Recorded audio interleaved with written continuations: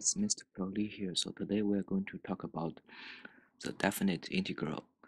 As we all know, the definite integral is the integral with the upper limit and the lower limit.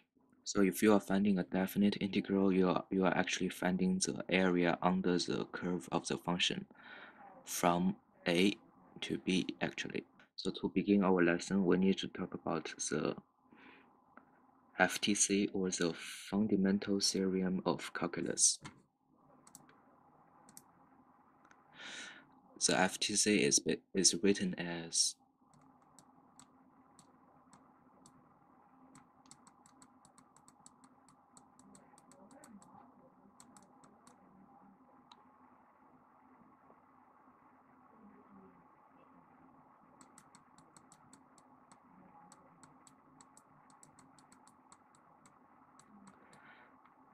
so as we all know, the B is the upper limit and the A is the lower limit, and here's our function.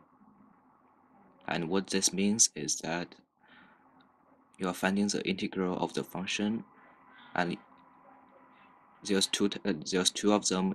Here's the first one, here's the second one, and in this part you substitute B as the x, and in this part you substitute the A as x.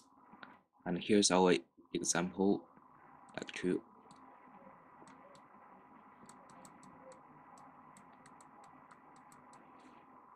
So we are finding the integral of x squared from x equals 2 to 1. The upper limit is 2 and the lower limit is 1. So to do this, first we need to find the definite integral of the x squared, and we get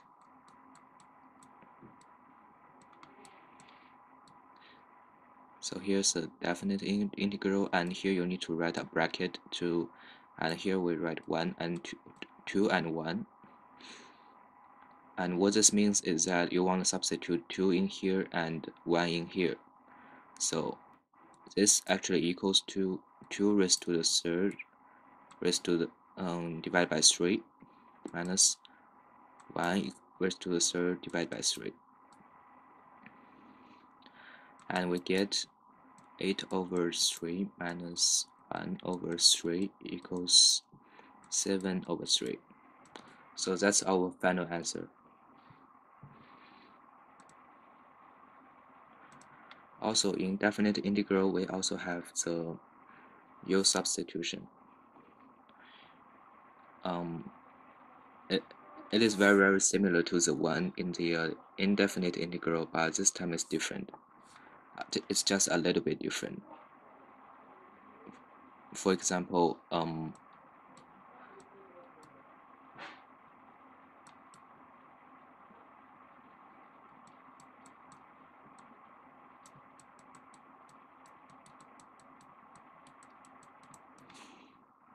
this looks very complicated in the beginning, but if we use the U substitution, which means we can let the U equals to x squared plus 1, and we find the integral, we find the derivative, we get du over dx equals to 2x, and du equals to 2x dx.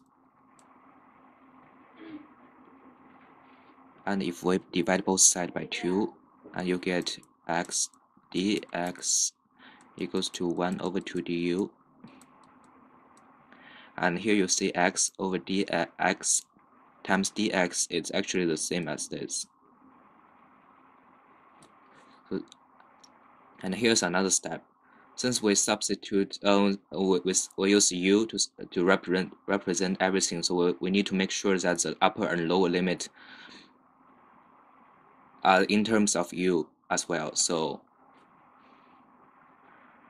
we say when x equals to 1, which is this,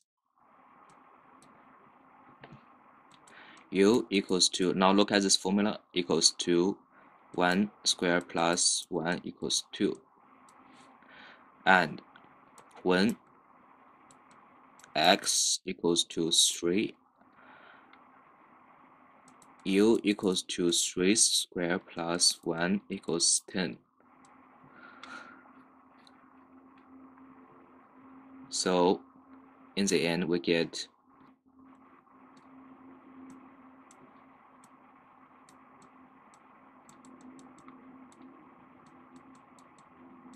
now notice this is the new upper and lower limit, and this 1/1/2 times du is actually the x over dx in original function, and in the radical we represents the original whatever that is with u, and this is becomes much easier, and this equals to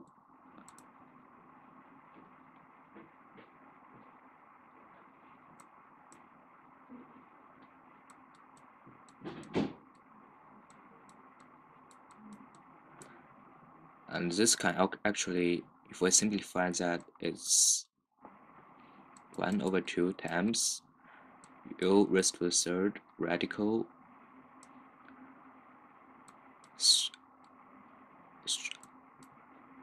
times 2 divided by 3, and this equals to 6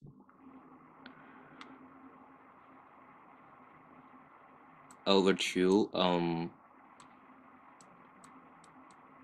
and in the end we get equals to radical u raised to the third divided by 3 with respect to 10 and 2, and that's what we want to substitute, and this actually equals to radical 10 raised to the third divided by 3 minus radical 2 raised to the third divided by 3 equals to 10 radical 10 minus 2 radical 2 divided by 3, and that's our final answer. So this is the lesson for the day. We talk about the fundamental theorem of calculus and how do we calculate this with U substitution, which is proven to be very helpful. So I hope you guys learned something new today. I will see you next time. This is Mr. Proly.